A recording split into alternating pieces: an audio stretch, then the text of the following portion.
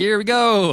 All right. I'm excited to be here with my new friend, Cathy Pellow. So Cathy founded a record label called Sargent House, which is an internationally respected record label that's championed innovative artists for over 20 years. She has built a reputation as one of the music industry's leading voices in artist development, helping musicians grow sustainable careers while preserving their creative vision. And she's also the founder of Riverwood Arts, where she advises artists and creative businesses on long-term career strategy, leadership, and independent success. So I'm really excited to have her on the podcast today to talk a little bit about her experience over the past several decades, seeing how things have evolved over time. And I was telling her backstage, anyone that is in this industry for over 20 years, I think is someone that clearly enjoys what they're doing, is passionate about it, and is also proven the value of what they offer. So it's great to have you on the podcast. Looking forward to having a conversation about your experience and where things are at right now. Thanks for having me. Absolutely. So maybe just to kick things off, I would love to hear a little bit about your story of creating the record label and what made you decide that you wanted to start one in the first place? Sure. It's a funny story. I owned a music video production company, and I was a music video commissioner for the major labels. And I had a music television show in Los Angeles. And through the show, it was all about wanting to promote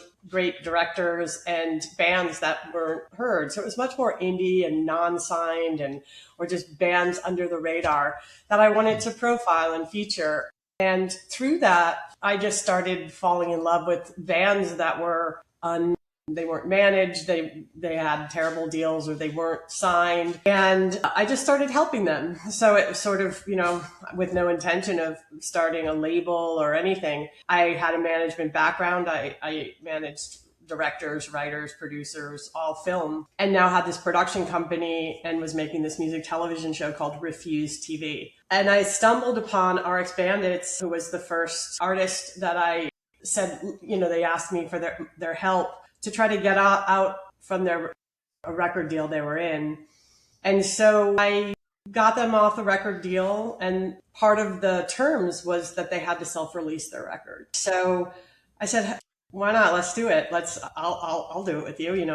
Let's do it. And it worked out really well. So it sort of became this accidental discovery. Wow, it works really great when you have complete control with the artist to put out a record. So I continued to start to manage bands while still having my production company. And I liked weird, eccentric music. I liked music that wasn't in the mainstream, a lot of very sort of proggy math rock, sort of just stuff majors weren't going to sign. And even indie labels, the deals back then were just so bad. It was like, we'll give you zero money and no support, but we're going to take everything. So I just said, this is silly. I'm going to why not I do it? Let's be partners and we'll start putting out the records and we'll help grow your career. So that's how Sargent House started, was really this sort of combined thing where it was, I managed and I would put out your record if it was appropriate, or I'd put it on another label if that's what you wanted, whatever was best for the artist. And it just sort of grew to where Sargent House really just became such a respected and reputable and,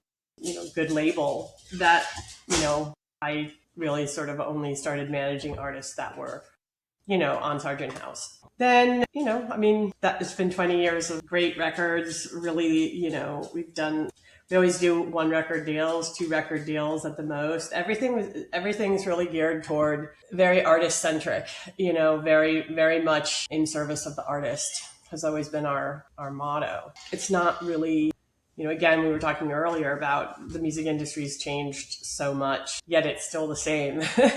There's just different players and there's just different vibes. But the one thing that's really, obviously the huge impact has been the social media and its evolution. It started out as like an actual really good ally for independent music because it leveled the playing field a bit. If you were creative and you could finally reach people, you could finally, be seen and heard past buying radio play. So that was great. And then, of course, just greed as everything, starts to take over, and it just became, now everything is pay to play. If you want to get, everything has just become pay to play regardless of whether you're indie or not,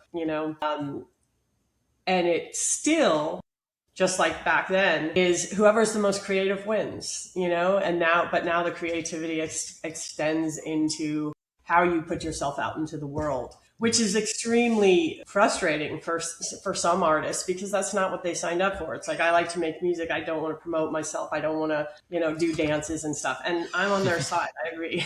It's awful. And then I see people who do incredibly clever things that have absolutely served to get their music into a lot more spaces.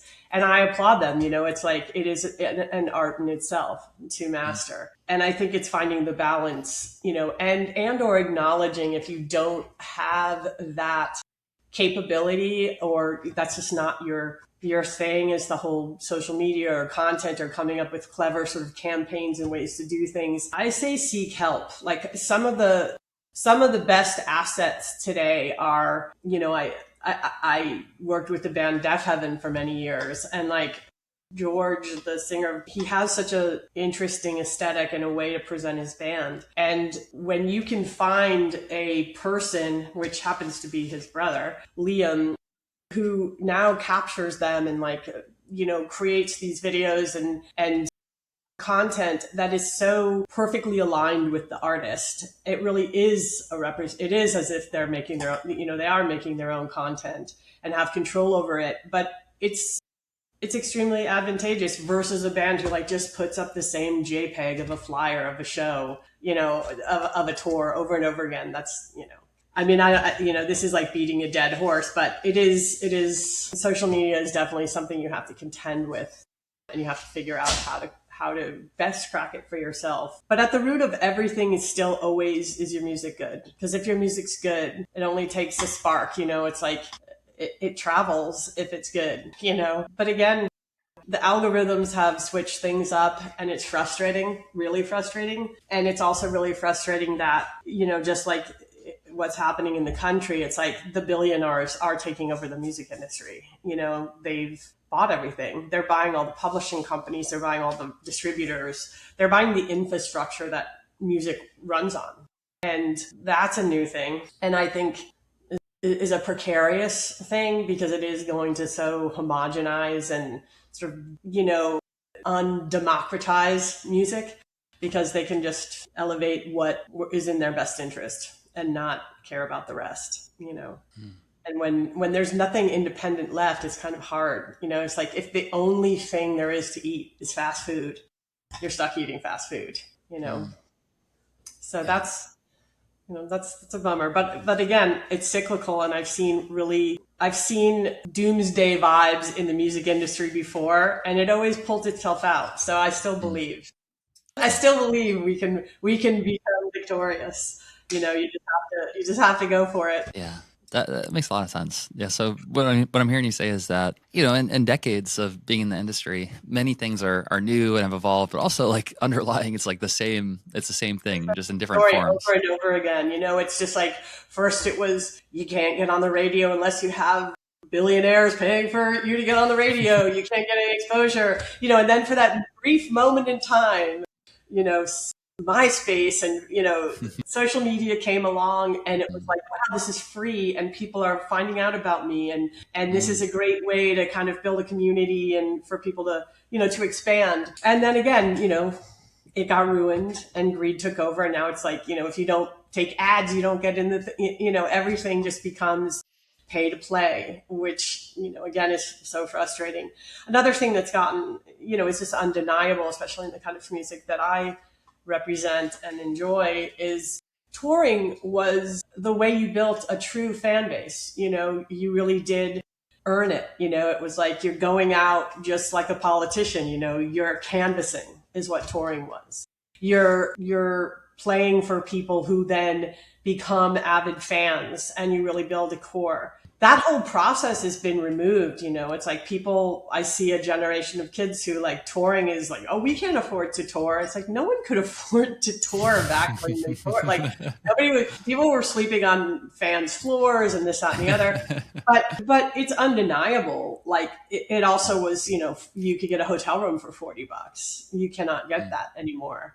We used to, bands would go out on, tour and use Hotwire and be able to get, hotel rooms that night for $100. Now, you're in the middle of nowhere and the cheapest you can find is $200 a bed. So it's really become difficult for this next generation of artists to go the traditional route, which was to earn it, step by step, touring.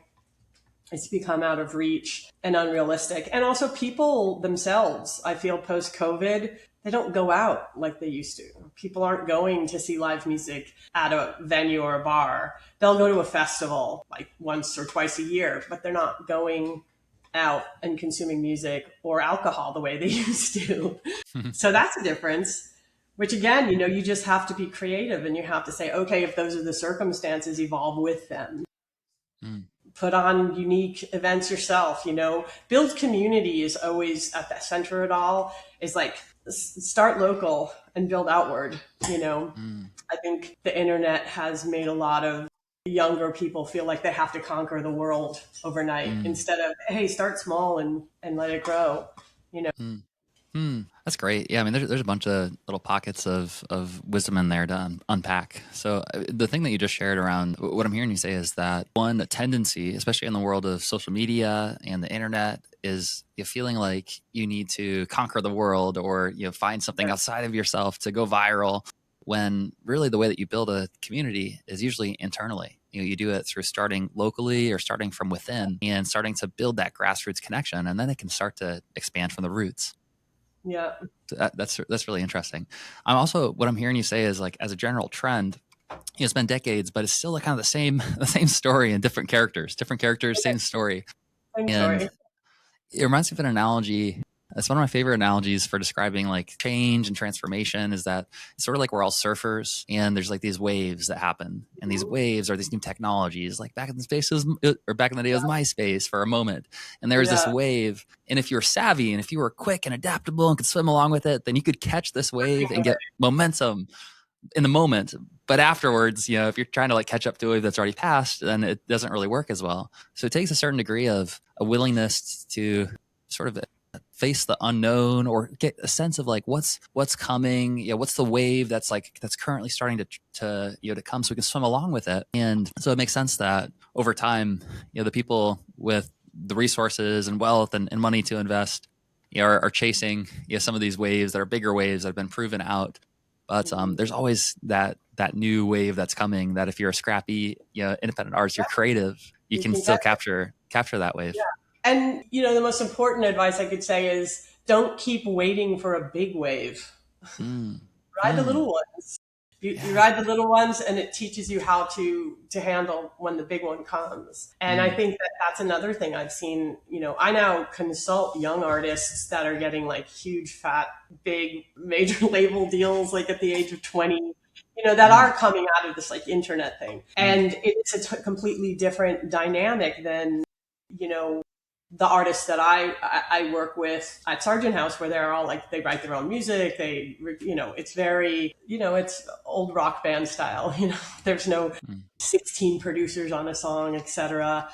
None of them are on major labels, nor do they want to be, because they know that's not the right place for them. And then there is the other side, which is like, this younger, where it's like, oh, they have a song and it blew up on TikTok and now they're at Lollapalooza, and so it's been interesting because I've been advising those artists, and what I tell them is really different than what I would tell a 4-piece rock band on the journey, on what the actual course is. So there is no one size fits all in music. Everything is very nuanced, and everything is very, very much about who are your listeners, who are the people who will appreciate what you're doing. Don't try, it's like you don't need to try to convert everyone, because not everyone will come in. So really enjoy, even if it's a small room, that room being full, versus thinking you have to be an arena. You don't. Some of the artists that I know who don't need to work,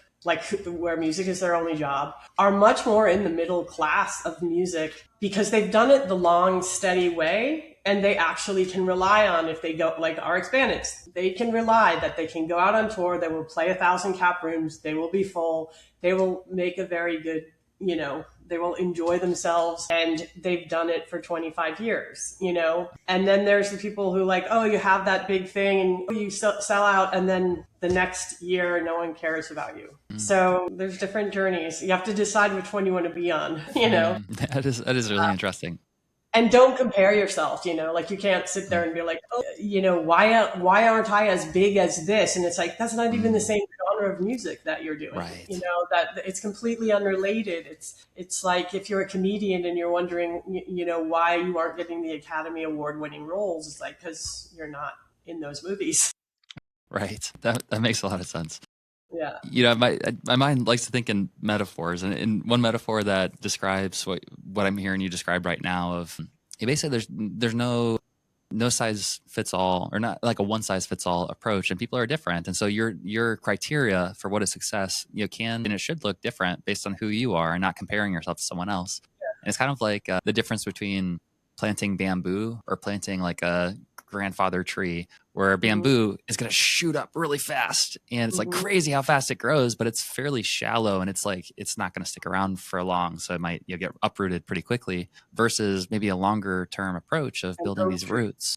The oak tree, and it's starting to build up and blossom over time, and over time it starts to bear fruit, but it is like a more sturdy foundation. And this maybe not right or wrong, there's just different types of trees. I specialize in oak trees, but I advise all the jade, like all the bamboo bands as well. So and again, it is interesting, and a lot, I find, and I'll just be candid, some of the younger, artists that I am advising, this is a stepping stone for them. They're not trying to be an oak tree in the music industry. They want to use it to become an actor, like, oh, I'm 20 and I'm good looking and I can do these big tours, but my ultimate goal is actually entertainment. It is more. Sure. Whereas a band like Russian Circles, who I've managed for 20 years and put out 7 records for, they're oak trees. They will, there is no, we want to be actors. They will always be musicians, music relate, everything they do will be, from that branches of that tree. And again, they have such an admirable career, because they're on their 9th album, which comes out in August. And they have this steady, consistent, every record is fantastic. There's no like, oh, this is their hit record, this is their whatever. Nope, it's just a new chapter in the symphony they've been building. It's like another step. They're the quintessential oak tree. And sounds like a good band name. What's interesting about them is, as individuals too, they aren't looking at what everyone else is doing and comparing themselves and feeling like, and I think that's part of the magic of why they're where they are, is they've surpassed people that used to be the bands they opened for, and they don't care if someone that opened for them is now bigger than them.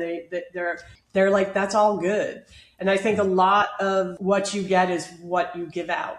Like, you do receive the energy you put out into the world. So if you're always jealous and bitter and how come them, not me, it does affect you, versus being positive and happy for others around you success, which also just brings up your whole genre. If a band that's like you has success, it helps you, whether you want to believe it or not. It's shining a light on what you're doing as well. Yeah, that's so true. Which a lot of people forget.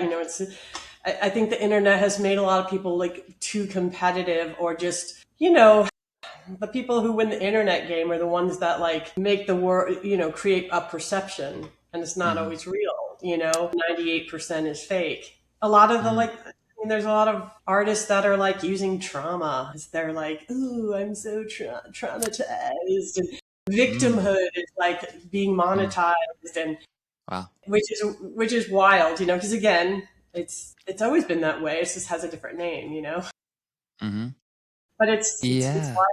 But it's become, like, if you want attention, bask in some kind of victimhood, and then everyone feels sorry for you, and your stuff spreads. And that's a pretty delicate one, isn't it? Because I don't like it. Yeah, I mean, I can relate to that as someone who, when I notice there's like a part of me that's feeling like pity for myself or that, like I'm just like, okay, come on, dude, Mhm. like let that go, like that's not serving you. And I just feel like gratitude, like there's, you can never run out of things to be grateful for. You can also never run out of things to not be grateful for. So it's just, you have to decide, how you show Pick up. which one And you're looking for. If you want to look exactly. for all the things that are going wrong, it's a lot easier than trying to find the good in what's happening. Sure. And on the flip side too, I can understand. Yeah, and I'm sure like you're not implying that like there is no such thing as trauma and that it's not okay to share Oh no, trauma. Like you should have been obviously, through like my childhood. Don't get me started. No, I'm simply saying, like, the internet, people are finding the pockets of what gets them attention. mm, And, that's a trend, is the sort of yeah. the victimhood thing. Which again, it all depends on the genre of music you're in. But, Sure. And the intention for sharing that trauma, I think you're right that like if it's coming from a place where it's either you know being leaned into or exaggerated for the benefit of gaining attention, that doesn't feel like that feels pretty icky. If it's coming like, I from a know artists genuine that place have of healing. fake trauma. That's what I'm Yeah. saying. Like, Yeah. trauma is extremely real, and Yeah. it's really important that we are discussing it, and that it is Yeah. much more of a topic where people can be more have understand and have empathy toward people's situations, Yeah. which makes it all the worse when some people didn't have that and they are using it because they go, wow, you get a lot of attention if you say something bad happened to you. That's what I meant. It's not, in no way is it saying like, oh, pull yourself up by your bootstraps. No, I mean, again, what I was saying is everything is the same. It just has a different thing. So now it's like, oh, Mm. we, monetize. Hey, they've been writing sad songs about breakups their whole life, like Hmm. that's music. So it isn't different. It just comes in different, different outfits. Mm. So Makes sense. that's, Yeah. yeah. I don't know why, like there's like a catchphrase that just came out, like monetize trauma. Dude, I swear to Monetize God, I trauma. feel like my whole timeline is just people monetizing trauma. So it might just be I need to change my algorithm. But man, mine is just like victimhood everywhere. I'm just like, oh my God, stop, stop.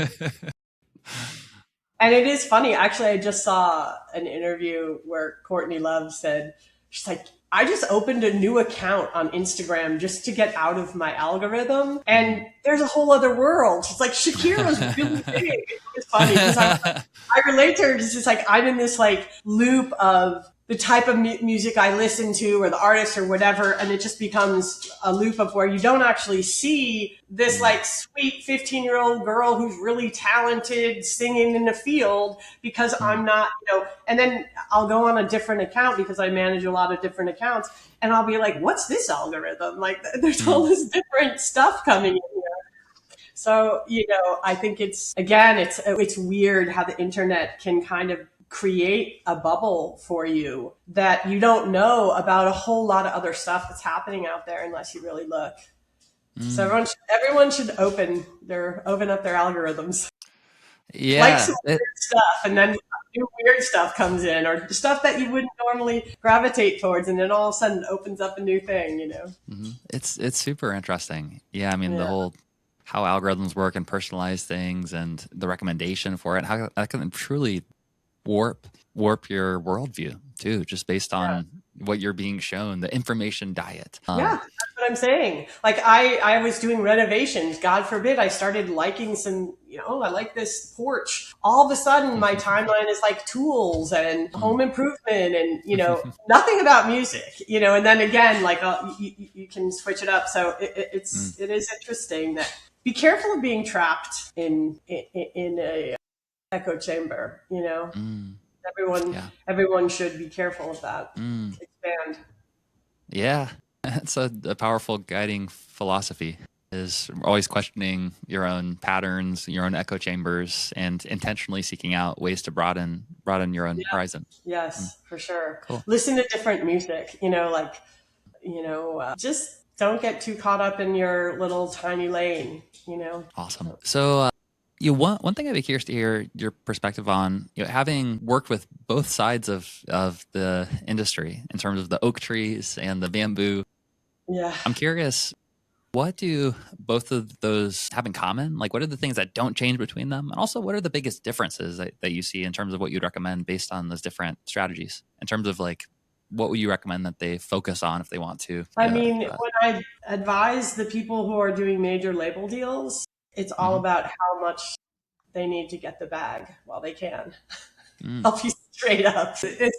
It's telling them about the terms, explaining to them what their deal really means, working with their attorneys to get terms added or terms modified so they're Mm. protected to have more freedom, and also just being extremely candid and straightforward about, hey, you're going to get $1 million and that sounds great, but this is what it really means.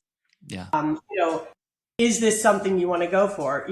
So for me, it's been about really trying to get the fewest amount of record commitment, the fewest amount of songs commitment, so that they can be in and out if they need to, which is a completely different conversation than what I would have with someone who is building a long-term career in music that isn't going to be, in some big video game, commercials, and isn't go, they aren't going to be walking fashion runways as models and they're artists. Those are, that's a different plan. But in the end, it's always the same. It's be aware of your rights. Try to keep your music. Don't sell your publishing. Don't short sell yourself. Like, have a bigger, longer term picture. A lot of artists, I think the worst thing that happens is desperation makes really bad deals. And Mm. when you are like, wow, they're offering us 15,000 for our publishing, it seems like so much. It's like, it's not. Like, let's Mm. do a grid. Let's do a graph. Let's show you what 10 Mm. years looks like. Does it Mm. still feel like a lot? Is it something? So that's the kind of stuff I talk about, just, the practicality of Mm. what they're signing, what they're signing off Mm. to. And it's different for both. A major label deal is really different than an indie deal, but at the same time, a lot of indies have just become like they're using the same deals as majors, which is weird. It's like, so you're signing to an indie, you're not getting any money, and they want to give you only 18%. It's like, Mm. then go to a major. You know what I Mm. mean? Get a much bigger amount of money up front if you're going to never see a penny again. So yeah. Makes sense. Yeah. So what I'm hearing you say is that usually what you specialize in when it comes to the consulting is around deal management, and often the artists are underrepresented in terms of their rights, or they're, often, Just unaware. unfortunately, If you're unaware. 20 years old, you don't know what cross collateralization is. You don't know Mm. about, like, you just hear, hey, this big company, Warner Brothers, wants to buy my publishing and they're going to give me 100 grand. All you hear is 100 grand, but you don't Right. hear, well, in the end, you're actually going to walk away with this much. And it could have been this much if you didn't sell Yeah. it. So Yeah. it's just math. And again, it's being a teacher. It's sort of, hey, let Mm. me teach you the economics of what this deal is.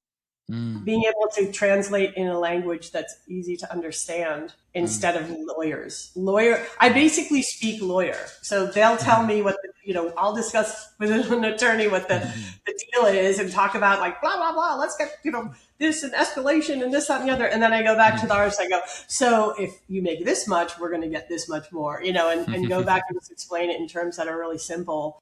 Mm. I think that one of the most daunting things is to be a young artist or any artist and start to deal with looking at these legal documents and hearing lawyers still just not speak clearly about what they mean. They're still using legal language to explain. And I think a lot of people just are so caught up in the excitement of, oh, I'm going to sign, this is going to change everything, that Mm. they do it. And they Yeah. shouldn't have, or they could have gotten better terms or known more about what they were getting into. Mm. Because once you do, Yeah. stop complaining. You got to then and that's another thing I teach them. Like, hey, you signed with XYZ. Now go be the nicest artist on the label so that everybody wants to support and help you. Like, don't go Mm. in and have an attitude and be a dick, because that's a mistake a lot of artists make. They think like, ooh, I'm some big shot. You are Mm. not. And the person who is answering the phone can make it that your call doesn't go through if you're a dick every time. I don't think they Mm. won't. Like, just be kind. That is like my be kind and be fair. Those are the two like most important things to take through life, because it always comes back to you if you are those things. Yeah. Yeah. I like it. Just be kind. I feel like that should go on a t-shirt. It I'm should. sure it's I on mean, many it's the simplest t-shirts. thing on earth. Just Like, be be kind. kind. Kindness begets kindness. Mm. Dickish behavior begets dickish. That's another good line for the shirt. Dickish begets dickish. Dick beget dick. Oh man. Yeah. Cool. Well. I really appreciate you hopping on to share and shine a light on a few different paths that if someone's listening to this right now and they're an artist. I'm sure that we have folks who are going to be in both of those different camps. Those camps that their goal is that they like making music, but really they have like a bigger vision as an entertainer, and they're not as attached to a long-term career. Versus folks that major label deal, and they should get as much money as they can, because you're not going to get any back. So get as much as you can up front. Yeah. Utilize it to get where you actually want to go. Utilize it to get that modeling contract. Utilize it to get in that movie. There's a lot of actors. There's a lot of musicians who there's a lot of actors who people don't remember. They actually, Zendaya had a record out, before she was it. It's like she utilized modeling and singing to be, and she's a fantastic actress. She belongs being an actress. Ariana Grande, she actually wants to be an actress.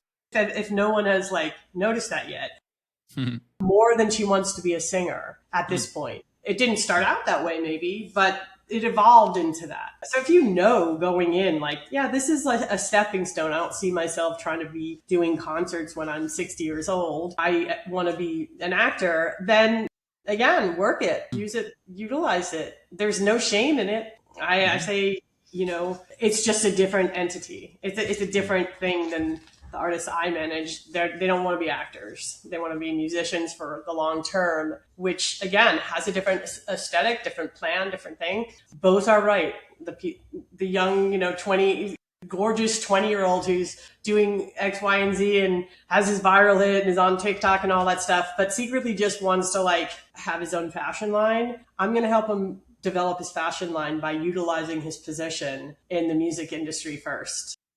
That's it. Awesome. We really appreciate you hopping on and shining a light on a few of those different paths. And I'm curious, as we get ready to wrap up the podcast for today, if someone's listening to this right now and they are an artist that fits in one of those camps, what would you recommend that they do to get in touch with you or to reach out? And specifically, who do you think is the best candidates or the best fit? How do they know if they're kind of at the right stage where they should reach out and get in contact with someone like yourself? Well, anyone can reach out to me, because I like to help any artist. If it's just a simple question and it's what do I do? I don't, I'm not necessarily going to sit and spend hours and hours and hours, but the easiest way to reach out is riverwoodarts.com is my site, and just the contact is mdmt@riverwood. That's where I do management and consulting, where it's the sort of, you need advice or you want whatever it is that you want to do with your career. I help artists find the right manager for themselves, because again, I specialize in oak trees and not everyone is. So I've done a lot of where, okay, this person is being pursued, but they have something going on that the majors are, I become their godmother. It's hey, I have no agenda in you. I'm only here to make sure you don't do dumb stuff you'll regret later. I'm not trying to manage you. I'm not trying to whatever. I'm trying to guide you, and I'm going to help you find the right place that will be able to long-term manage you or book you or do whatever it is you do. So there's those kinds of, artists I work with and advise. And then there's the artists that I manage, that I've managed for 20 years, and I'm not hugely into taking on more in that capacity, but definitely into guiding and helping people who are trying to figure out what's best for their music. Awesome.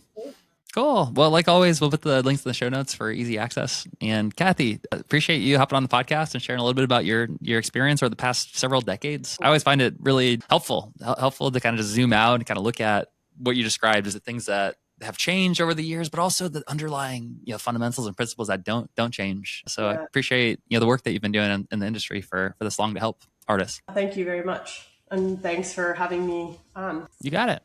Everyone. All right. Well, we usually end these the same way that we started out. So I'll give you a yeah.